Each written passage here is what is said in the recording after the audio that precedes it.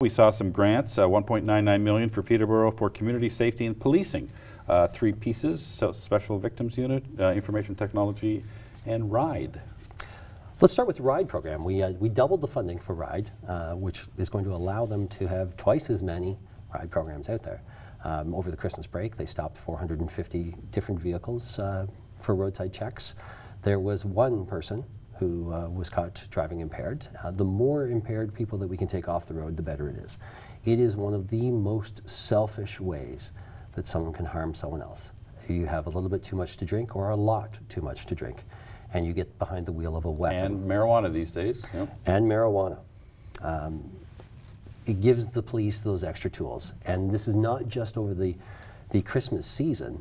It allows them to do RIDE programs then throughout the entire year.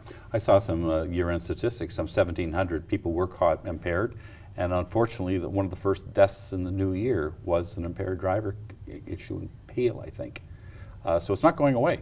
It's not. Even after the last 40 years of education, people are still getting behind the wheel when they're impaired.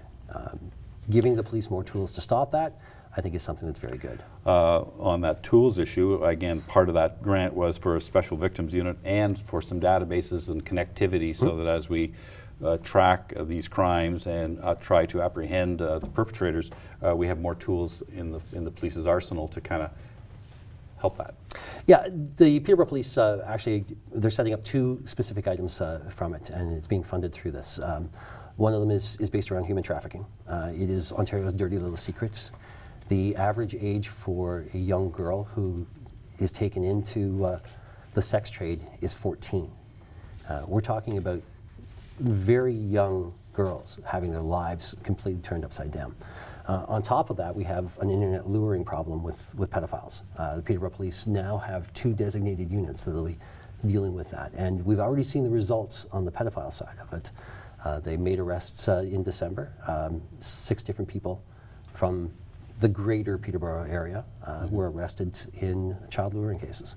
Anytime that we can stop that early on, we're going to be helping those people for the rest of their lives.